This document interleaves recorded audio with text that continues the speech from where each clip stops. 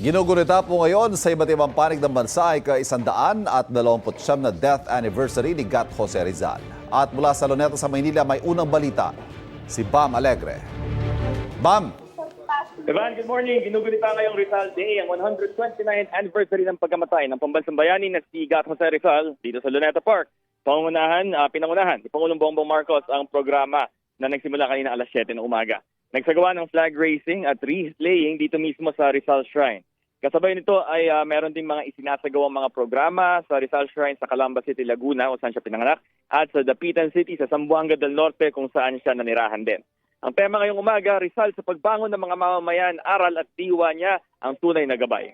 At sa buong bansa ay magkakaroon din ng pag-half-mast ng mga watawat bilang pagkilala sa kabayanihan ni Rizal. Sa ngayon na tapos na ang seremonya at yung mga kaanak ni Rizal ay narito sa may Rizal Shrine para mag-alay din ng kanilang mga bulaklak.